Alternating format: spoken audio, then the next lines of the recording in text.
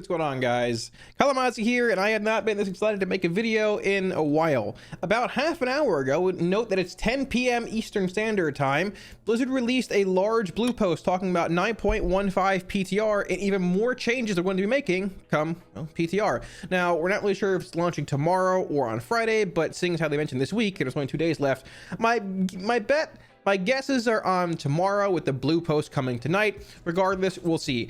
There's uncapped AOE. I guess AOE Cap is removed. Runecarver changes. Class changes. So many changes that I need to talk about. We want to talk about. I'm just pumped. I'm excited. Things that were sort of overlooked in the first blue post. More in-depth discussion on Legion Timewalking. They actually answer the question of gear dropping or not. So I want to talk about this today. Let's just get into it. I don't even know what to say. I'm speechless at this point.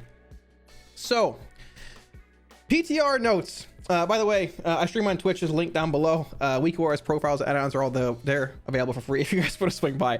That was the worst plug ever. Regardless, so getting into it. Number one, cooldowns. Now, there's more relevant things here too. This has actually been overlooked by a lot of people. So all cooldowns of 2 minutes or longer now reset at the end of raid encounters or when starting a Mythic Plus dungeon. It doesn't apply to Ritual of Doom, all that.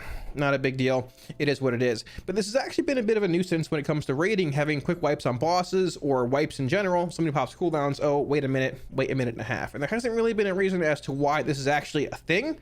You know, 3 minutes do reset, but 2 minutes don't. So this is nice to see, a nice quality of life change as far as rating is concerned. The big thing, I guess one of the big things here, the AOE cap has been removed, or I guess neutered, mostly removed for the most part.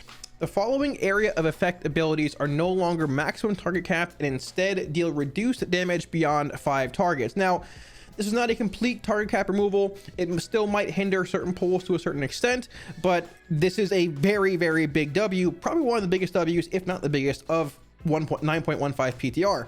People have been asking for this to be reverted for, I don't know, a year now, give or take, and they elaborate more here as to why it has been. With the launch of Shadowlands, we reduced the max number of targets that several abilities could hit, specifically to address a few gameplay problems related to pulling a large number of enemies in dungeons.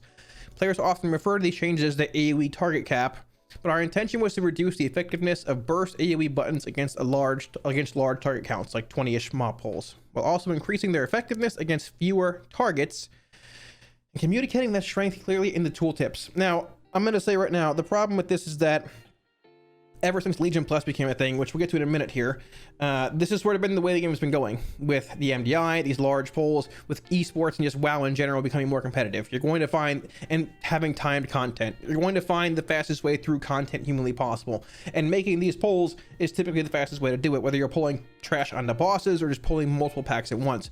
Trying to fight against that when you sort of push the community in that direction with actually like staged content being the MDI and other things like that, is not a good look. So I'm very happy this change is actually being implemented. The abilities that remain uncapped were generally ones that offer lower damage over a long period of time. Along with the other changes, we set out to move away from the pull as many enemies as possible, use all your cooldowns and delete them as the predominant strategy across various forms of content.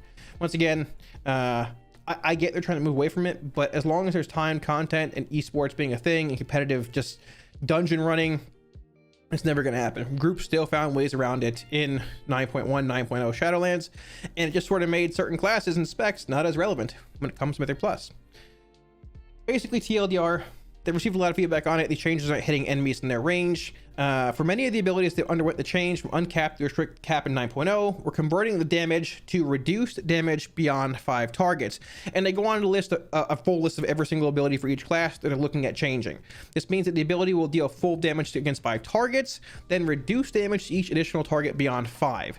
This means that with the overall damage done, while the overall damage done by the ability increases with number of targets, the individual damage done to each target will decrease. So if you're making these large 15, 20 mob pulls like they cite here, the overall damage you're going to deal is probably going to be less, but you're still dealing damage to those enemies nonetheless. Instead of having, you know, 5, 6 targets, 7, 8, wherever you're capped, take full damage and then have the other 12 take literally 0, the entire pack will take a more, I guess, spread even amount of damage. So they've more or less mostly removed the actual AOE target cap. Now DKs, Sack Pact, Abomination Limb, Shambler, you can go on and see the whole list here. I have a link to the whole blue post down in the video description as well. As far as Warlocks are concerned, Demon Hunter, Druid Hunter, Mage, monk, paladin, rogue, shaman, warlock. The only thing they're actually looking to change here is Felguard, which is demonic strength. Both Felguard, like demonic strength and Fellstorm together. Now, also, I have a link to this as well. This is a full list of target capped abilities as far as every single class is concerned on Wowhead. For the most part, Lock really isn't capped on a whole lot of things. Seed has a cap of 20, but I mean, for the most part, a cap of 20, okay, you know, that's pretty much like the high-end soft cap of what you see as far as capping is concerned. Demo, Fellstorm, and Demonic Strength, they both have the target cap of 8, which once again is being addressed here, albeit 5 targets, full damage, then, you know, 6 plus having less damage dealt to them, but still a victory, I would say. Destro, Havoc, and Rain of Fire, Cataclysm all capped at 20. So Warlock not getting a whole lot of changes here, which is fine. There are some abilities like Kata, maybe Rain, Seed, that might be readdressed, and they mentioned here over the course of PTR testing, they might end up doing that based off feedback from the next few weeks of PTR. Now, getting into the next change here, there have been a handful of Covenant changes made to classes as well. A lot of some Warlock changes, a lot of like DK, Demon Hunter changes here too, but basically addressing a handful of Covenants that are underperforming. Interestingly enough, for Warlock, they address Necrolord, Kyrian, and Venthyr, the 3 underperforming Covenants. Now, they've changed the Pending Catastrophe. The Chaotic Anima Cloud width has been increased by 60, so basically it'll hit more targets if they're more spread, more curse applications, and it now deals a tick of its periodic damage on impact and will more accurately apply its damage over time effect to hostile targets. So a bit of a utility, I guess, increase a bit larger radius, more dot applications, more curse applications. I still wouldn't mind seeing a damage buff for this because the only way it deals irrelevant damage is really when you're playing legendary, and I don't think personally playing a Covenant legendary should be what you need to do to make an ability relevant. But regardless, hey, it's a step in the right direction. It's not going to change anything for Venthyr, I don't think, but it's better than nothing. Just emitting bolt cast time reduced to 2 from 2.5. Sure. There's that. Scouring Tithe, Kyrian ability, instant and periodic damage. This is like the application damage of Scouring Tithe. It probably could have been worded a little better, but the application damage of Scouring Tithe and periodic damage has been increased by 20%, and cast time reduced to 1.5 seconds was 2. Now, in addition to that, they've also made Languishing Soul Detritus, which is the actual Kyrian legendary, critical strike chance bonus increased to 45, was 40, and now also grants the Warlock 33% movement speed buff and a 15% crit strike chance increased when Scouring Tithe expires. So expires meaning, unless the wording is a bit off here, expires meaning whenever the actual effect falls, you're able to refresh it. Technically, it could mean if the target dies, but for the most part, I'm assuming it's like the other clause of Scouring Tithe. If it falls, you reapply it, and when it falls, you get the actual crit increase here. Now, moving on from the actual, I guess, Shadowlands changes, Legion Timewalking. There were a lot of questions when Blizzard mentioned this in last week's blue post, talking about, okay, what dungeons are going to be available? Are there going to be all 12 or 13 or however many there are? Is Upper Karazhan going to be a thing? It's going to be there in general. Are they all going to be there? How is loot going to work? How are the keystones going to work? Does it affect the Great Vault? All the answers are basically here, and I'm a bit surprised at some of them in a good way. Legion Timewalking, the event will run for 2 weeks the first time it runs within game, and then we'll resume a 1-week schedule for subsequent bonus events. Timewalking dungeons: Blackrook Hold, Eye of Ashara, Darkheart Thicket, Vault of the Wardens, Neltharian's Lair, and Court of Stars. Now, number one thing that comes to my mind, no Nod Thumb Ring. But something else, doesn't Melee have a ring in Court of Stars that gives a 10% auto attack damage bonus? Jeweled Signet of Melandris, I think. There are some interesting items in these dungeons, some memorable ones that very well might be worth farming if loot dropped from them at a relevant level. The list of available dungeons during Timewalking holidays have been adjusted, so there you go. While Legion Timewalking is active, players can speak to this person in Oribos to acquire a Time-Worn Keystone, allowing access to max level Mythic plus difficulty for the 6 Legion dungeons.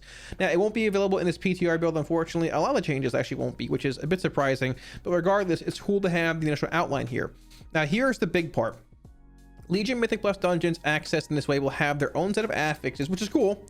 Reward loot of the same item level as Shadowlands Mythic Plus dungeons, and count towards weekly Great Vault reward options. Now, They elaborate more here, saying items acquired from Legion Mythic Plus dungeons can be upgraded with Valor points, but will not appear in the Great Vault. So what they're saying here is if you run Legion dungeons, they count towards your weekly 1, 4, 10 dungeon count for the Great Vault, but you can't pull Legion gear from the Great Vault itself. Regardless though, there are some items in Legion, part of set bonuses, or just really strong trinkets or rings or effects that can honestly are probably going to be pretty relevant with Valor upgrades. Keep in mind, if you have KSM, Valor upgrades go to 246. Now, depending on what slot it is, like a ring versus the chest piece, there can be a bit of a difference in value there, but there's not a massive difference there. And for example, so we have Blackrock Hold, we have Court of Stars. I don't know who you are. Sorry. We have Blackrock Hold, Court of Stars. Like I said, Jeweled Signet of Melandrius, the 10% auto attack damage increase. I would assume Melee wouldn't mind grinding this ring out during the actual event. Infernal Writ is technically an option as far as trinkets are concerned. Going in the Dark Heart Thicket, you remember the old trinket here, the one that slowed things. Oak Heart's Null Root, there's a slow one. Even when it comes to other dungeons too, you have Vault of the Wardens, Moonlit Prism, you have Eye of Ashara, the Crabs, the Seagulls, you have this Stormsinger Fulmination Charge, and a mix of other pieces of gear too, which, you know, depending on secondary stat acquisition and things, might have some options that aren't really available now. For example, there are no haste mastery. I don't believe any haste crit bracers from Mythic Plus in 9.1. Now, for the most part, you're wearing domination gear anyways, but come 9.2 and other patches, that could be very relevant. Now, it's going to be interesting to see how gear acquisition actually goes in here, because I think loot drops were a little different when it came to Plus in Legion, depending on like how fast you timed a key, if it was 1, 2, 3 chests and all that. And to a similar extent, if you're not able to get the piece of loot that you want during the week or two that's active, it's probably going to be a little frustrating. So I personally, I might be the minority here, but I like the fact that the loot is going to come back and be relevant and be upgradable. I think it's a great way to keep players engaged in content. I've seen a bit of mixed emotions on this. Some say that they just want to run Legion dungeons because they're fun, they're exciting, and they don't really care if gear drops. And some have said if they don't drop relevant gear, I don't really care personally. Now, I think the less dangerous way to do this would be to just say, hey, run them for fun, maybe add some IO in, maybe pull 2 dungeons per season and put it in like the seasonal rotation for the Shadowlands. But it's risky adding this gear in at an eye level and Valor upgrade chance for it being relevant this tier. But overall, personally, I'm a fan of it. Plus, hey, the dungeons are awesome. Everyone loves, most everyone, I read the comments a few videos ago, loves Legion Mythic Plus. This is exciting. We're going to see where it goes. Hopefully we can test it out pretty quickly on PTR, but I'm really excited with these changes. Now, in addition to that, legacy loot rules are also in place for BFA and all things like that. The prompt to enter in a Timewalking campaign random dungeon queue for all expansions will now occur after 5 minutes. So minor changes here, but big thing for the most part, barring the first week, it's going to be a first event. It's going to be a 1 week event for Legion Timewalking, but the first one will end up being a 2 week event, I would assume, just due to the initial hype and things behind that. Now, I guess one final note here. I personally feel Timewalking, like, not plus, but Timewalking itself should be a permanent thing, and it rotates every few weeks for gearing alts, running it, keeping old content sort of relevant, maybe cycle new rewards, new mounts at the end of every season, and have actual, like, varying Mythic Plus, like Legion, maybe BFA at a certain point active, like 1 week out of the month, give or take. That would be awesome, and keep old content even more relevant. Now, the final thing here that I want to talk about, it's been also skipped over a lot. They've made a change to the Runecarver. This was mentioned in the previous PTR notes, but not to an exact extent, and to a certain amount. We didn't really know how to interpret it. The Runecarver will now offer to destroy an existing legendary item and return all. This is actually insane. All of the soul ash or soul cinders that were spent to create the item. So I was assuming, you know, they also increased the drop rates to 100. I was assuming it would give you like half, probably 3/4 of the soul cinders or soul ash back, because the big thing here is like this, it's not really abusable, but, or I guess degenerate, it's not really a great word to use either, but you're able to craft legendaries over and over and over multiple times, maybe even for like one dungeon, change to another one. And in the end, like, I think for the most part, most classes have like their own unique legendary. Like, they know they play in plus, they play in rating, but there's a plethora of them that I would not mind messing with as far as, you know, lock is concerned. Like, for example, if I go to Shadowlands here, exactly, like for demonology, I've wanted to play with Implosive Potential for a long time. Don't want to waste a soul ash. Bale Spiders could be fun in arenas, right? I make Grim Inquisitors, never play with it. Wouldn't mind melting it down. I have multiple versions of Wilfrids, a couple of I think Cinders. Never played with Odir. But hey, if there's a huge Havoc fight in a certain tier, there's a chance it might even be relevant, and you can go make that for the fight, then break it down and make something else, or remake your Cinders or whatever. So like, I'm surprised they're giving you 100% Soul Ash back. Madness being another one I wanted to play with for a while. Even when it comes to AF, I wanted to play Malefic Wrath single target for a little while too. I probably will hate it after an hour, but this is also opening up so many options that have just not really been a thing, because legendary acquisition and crafting takes a month and a half, depending what you're doing, how often you're running Torghast. So it's a very good change. I'm really happy with it. I'm surprised they're doing it to this extent, but this is great. In addition to the 9.15 change they talked about a few days ago, this is probably the biggest 0.5 patch they've ever pushed out. Now, a lot of it is based off player feedback, and hey, you know, probably like people going to play Final Fantasy for a month and a half, but these changes are for the most part what the community has wanted to see. Now, I get the skepticism of, hey, you know, we've seen this time before, we've seen it time and time again in Legion, in BFA, in Shadowlands. Blizzard says we made a mistake, we go back on it and change everything, and the expansion is great. Now, I understand that skepticism fully, and I don't disagree with it, because they have a track record of, you know, not really necessarily learning from their mistakes. But I do feel that things just feel different now. Maybe I'm being optimistic, but I guess time will tell as far as, you know, if Blizzard really truly did learn from their mistakes and takes more player feedback into account. Now, they did not actually show any kind of class tuning here. There's a lot of things coming in later builds. I'm wondering if like tomorrow or Friday, whenever they push the PTR build, the gist of it's just going to be class changes. They didn't want to push them tonight, or just not much at all.